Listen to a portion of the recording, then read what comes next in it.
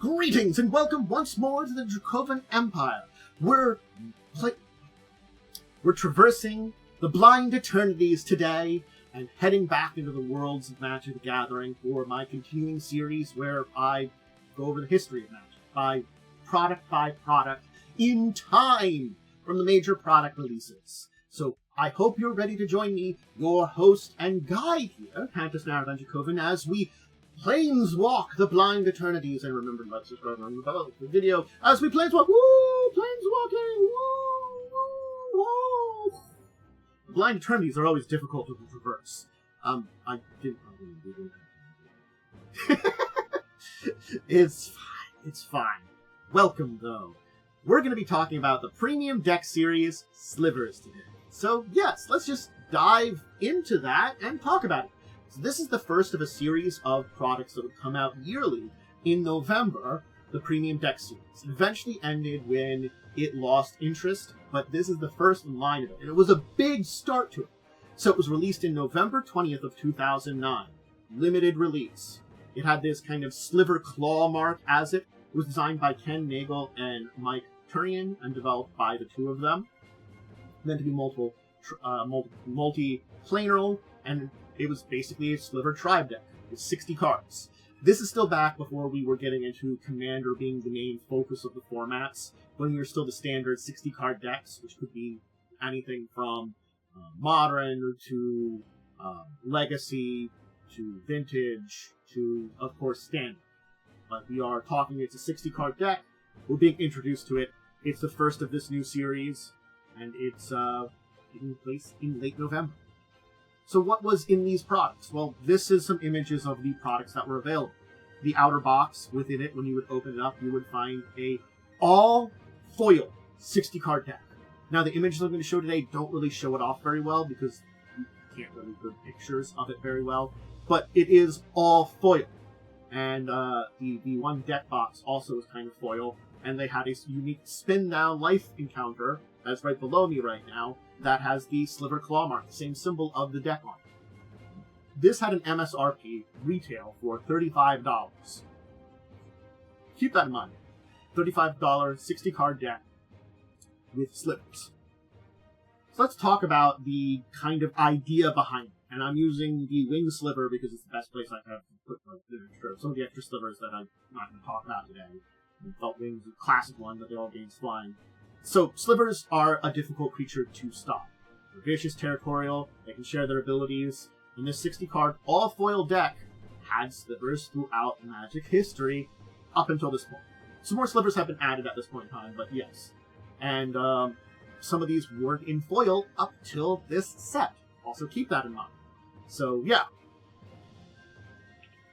So what kind of things were in them? Let's talk about some of the strategies of this deck to get in mind, because it was a rainbow deck. Yes, I'm letting you know they were selling a five color deck at this point in time. So the idea of this deck was to produce all the different manas you can have, and then have a lot of slivers to attack and defend and to add their abilities together. It was recommended that you have some of the color fixing cards, like Gemhide Sliver here, which gives slivers the ability to tap for mana. Of course, it does mean you have to have green to start out with. Other great ones are, of course, Ancient Ziggurat, which are only used to cast creature cards. Most of this deck is creature cards. So this is a very good one that is in here, and there's a copy. And of course, there's also the Rupture Spire. Rupture Spire is not the first land you play, but technically the second land, and it does kind of slow you down on your second turn, but it opens up your colors, giving you that 5-color hand very quickly.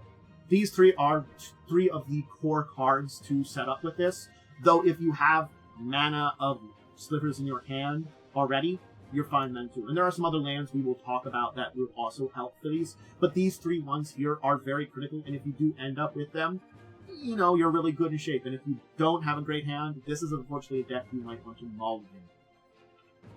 Now, speaking of some basic strategies, we're using this as a good example of the building of a Sliver strategy, because attacking your opponent is always a good thing, but slivers have abilities that aid them in combat and build upon them. You don't necessarily want your slivers to die until it is the right time. Metallic Sliver here isn't really good to begin with. it's just a simple creature.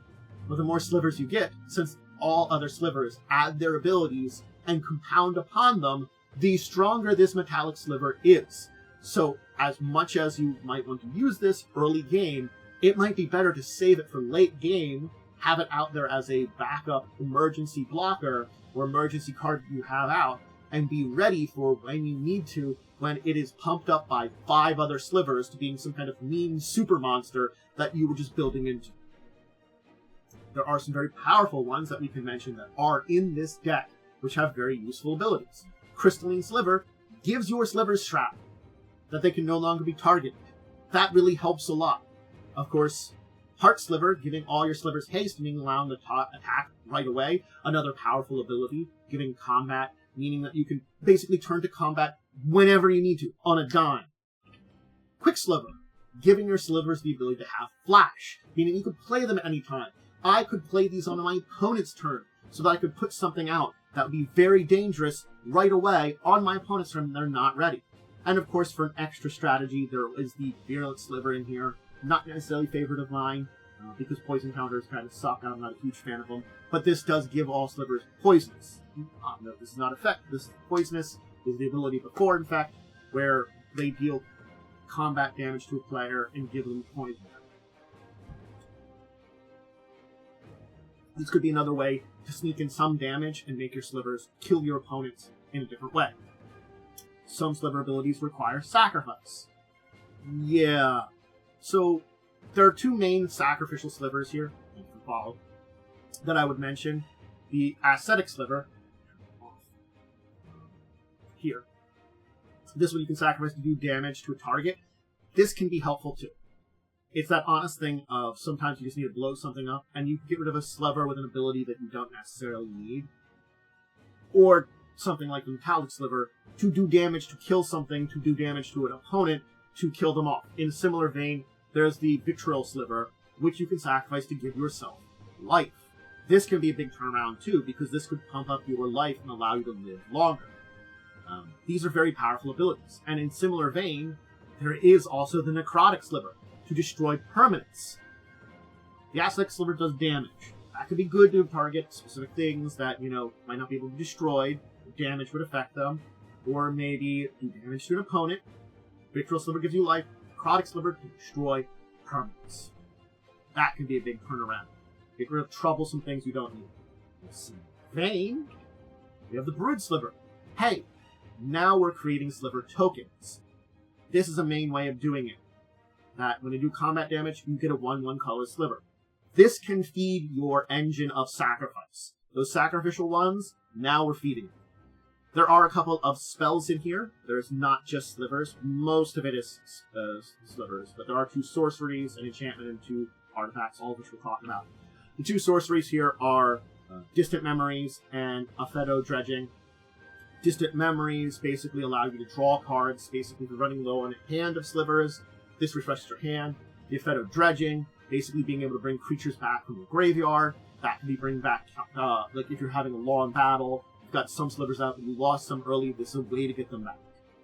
Similarly enough, you also do have Homing Sliver. This is a strategy to get out certain slivers that you need. It gives slivers Sliver Cycle.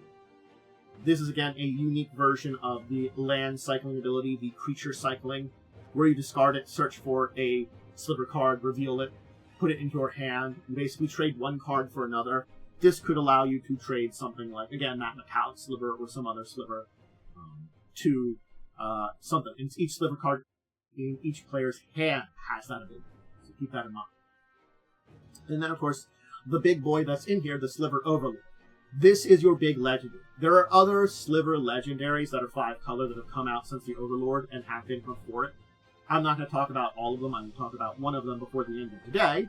But the Overlord itself was the, I think, 2nd one that came out of the 5 color legendaries, and there's like 1 or 2 more after here. It searches for slivers, reveals them, and puts them in your hand. And also steals control of slivers, which is going to be actually combo with some stuff very heavily in this deck. So, yeah.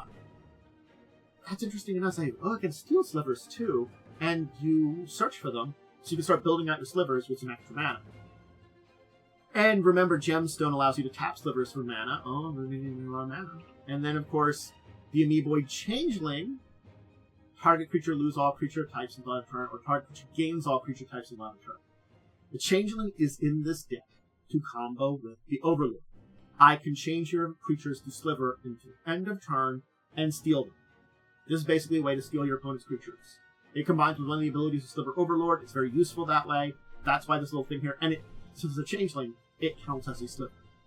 It is a Sliver, along with everything else. It gets all those other bonuses. It's hiding amongst the Slivers and helping you steal stuff. Now, Heartstone is a very useful card to have, because it makes all active-ability creatures one less to cost. Can't reduce this to less than 1 mana, but this makes a lot of your Slivers, things like the Overlord, some other Slivers that we're going to talk about, cheaper. Hey, the Acid, Vitriol, and Necrotic are now cheaper to use. This makes it easier to use the activated abilities of a lot of these things. Makes it you can do more of them as you need it. Heartstone is a very powerful card and really great with Slivers, and it goes with these 2 cards that I'm going to show here that aren't in this deck, but I wanted to mention because if you're going to update this deck, you might want to get these 2 cards, which, I mean, one is really expensive in foil and just expensive normally, and the other a little less, but also expensive. This is part of the Sliver Infinite combo. When I first made my first Sliver deck, which I, in fact, traded a friend for, gave me all the means, and it had the Sliver Queen. For 2 mana, it puts a 1/1 into play, sacrifices 1. You can get infinite Slivers this way. Again, the Queen itself, probably not going to be able to get it in foil. You might be able to get it in normal. It hasn't had a lot of printings. The Ashen on Altars you can definitely get. This is the kind of thing that I would say, like, if you wanted to edit this deck and put these in, I recommend these. I just wanted to throw it out there because they already have the Heartstone in there. But this is like the essence of Sliver combo. And it's an infinite combo, and then you can combine it with the Acidic, Vitriol, or Necrotic to just dominate your opponent. Because you have infinite Slivers to infinitely cut or infinitely sacrifice. Anyway, that's just a thing to think about. Food for thought that I wanted to add in here because I saw they had the Heartstone. Let's talk about Wildpair. Because this is an enchantment that doesn't do a lot. Well, it can and cannot do a lot. Because it requires some finesse. The way it reads is, when it enters the battlefield, you cast it from your hand, and you search your library for a creature card with the same power and toughness, and put it into the battlefield, shuffle your library after. This means whatever it comes into play as. If it comes into play as a 1/1, it's a 1/1. You know, then you search for another thing that adds up to 2. 1 plus 1. Obtain total power and toughness. Like a 3/3 adds up to 6. That means you can search for a 2/4, a 4/2, a 1/5, a 5/1, a 0/6, these kind of things. But in this case, most Slivers are just a number, so they're pretty easy. This allows you to put together some pretty big and tough Slivers very quickly. In fact, you could combo these 2 here. Because when Muscle Sliver enters the battlefield, it gives all Sliver creatures +1/+1. It enters as a 2/2. It allows you to search for the Might Sliver, if you have Wildpair out, which is a 2/2, and gives all Slivers a +2/+2, making it a 4/4. Now, you can't search for anything else with the Might Sliver, because if it would be 4/4, it's a 4/4 then, technically. Doesn't want to search for it. But this would be a way to have a 4/4 and 5/4 out very instantaneously, and turn all your Slivers very big. This with Wildpair is the essence of Wildpair, but it also allows you to search for a lot of other Slivers. Remember, a lot of these other Slivers are 1/1s and 2/2s. You can search for them very easily now. Or maybe even some 3/3s, depending on where they're from. Now, I do want to mention the 3 pumped ones, of which Spectral is the best out of them. All 3 of them are in this deck. I would say the Armor and Barbed are 2 of the ones that I would replace if you're replacing cards to begin with. There are newer Slivers and different Slivers that have come out since this was released that have changed Slivers a little bit, and some other ones that are more some interesting abilities too. But nonetheless, Spectral Sliver is very good. It costs you mana to pump up Slivers.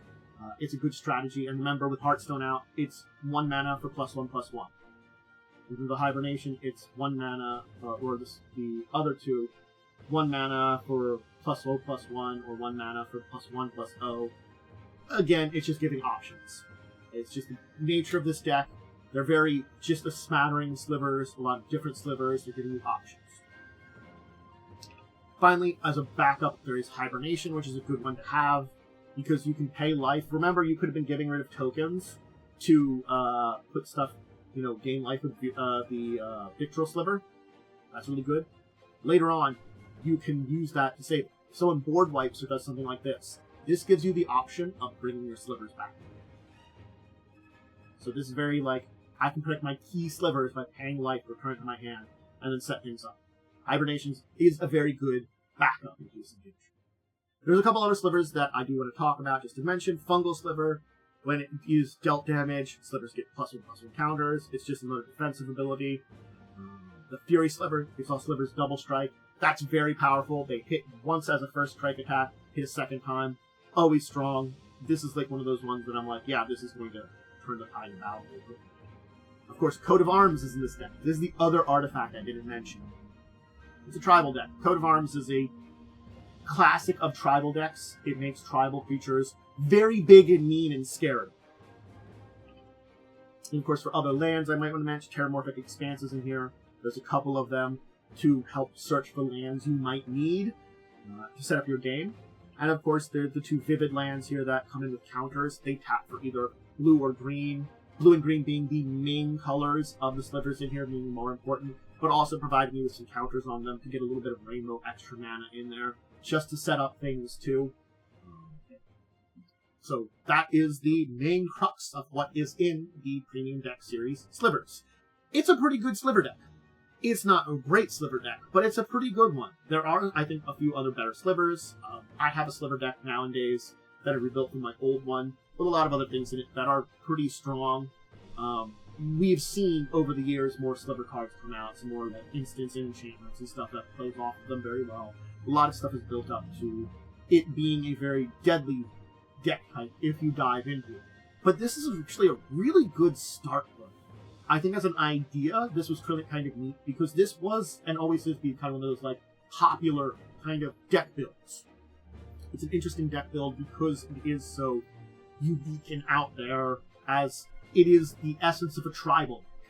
This is one of those core tribal decks you could think of when you think of tribal. Yes, you think of Elf, you think of Merfolk, you think of a bunch of other ones, Goblin, Zombie, but Slivers out.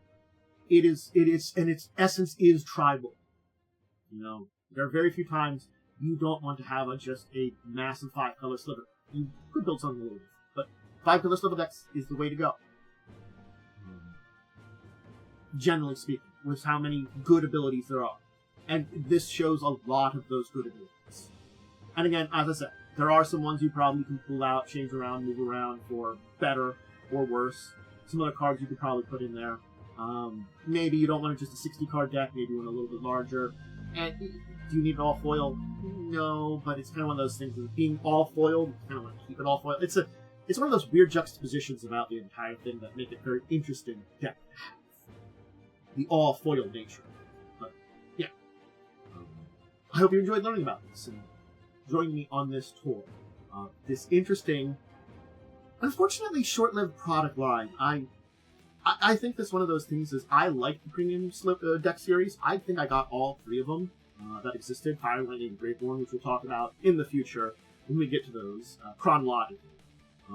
That they were decent, but I think Sliver is really the best out of all of them. And it was one of those things as the other ones were interesting, but just didn't have the same oomph as a Sliver deck. And I think that's why it fell off in popularity. Fire and Lightning being a kind of more burn deck, and Graveborn being a Graveyard Resurrection, Graveyard Matters deck. And that's the thing, is those are not bad things, but they just don't have the flash and pan essence of Slivers, which we kind of saw here. Which is a great start, it was hard to follow through it. And it being a little bit more, at the time, expensive, and all foil did make it more of a premium item. We see the prices of Magic cards now and how expensive things are, and it was not the same way as it was 15 years ago. People have spent the price they do now. And so, yeah. So $35, it was a cool idea. I don't know how much it would be. Probably very expensive, but I hadn't even got it back then. So I did hope you enjoyed going over all this, learning about it, and joining this tour. Hey, remember, I do other stuff here on this channel, both on my YouTube and Twitch, so whenever you're checking me out, remember to check out the other, like, subscribe, hit the bell, all that kind of great stuff. Follow over on Twitch. My schedule is usually up on my social medias, Discord, Twitter /X. Of course, I do put it up on my YouTube for it to be seen there. That schedule is pretty accurate, but the timings can kind of move around a little bit, especially on the Twitch side, just because of, at-home life things, working out of home means that stuff can come up very easily. I'm beholden to other people's schedules a lot. I do have that social media, Discord, Twitter /X, and yes, you can always check out a couple of things to suggest are my discussing tabletop on Saturday the 6th, talk about news of the week from Magic and other sources of tabletop, and then on Wednesdays, I can always recommend Crimson Queen, my live play of Pathfinder First Edition. That's my current ongoing TTRPG I'm running, but I will run more in the future. And maybe we'll do some more actual running Magic games at some point in time. I keep thinking about that. And there are ways to run some Magic games, either webcam or otherwise. But one day we might get all this. Anyway, everybody, I hope you enjoyed it. I hope you had a fun time. I hope you liked joining me on this adventure and learning about this really cool product that I did enjoy back in the day. And, I'm really glad it was a fun one to get. Again, there are some things that were definitely good to add into the deck. But being off foil, it's one of those things. It's a very hard deck to act, being off foil. But I didn't think about this. It is really close to Commander. What do I mean by that? Well, there are only about 5 non-land cards that have more than one of them in the deck. That's the thing to think about. And Sliver Queen would make a really great commander. Just saying. Good start for that Sliver Commander deck. Just saying. Plenty of 5-color legendary slivers. Anyway, bye everyone. Farewell for now. I've made my suggestion. I've corrupted your hearts. Bye. Farewell.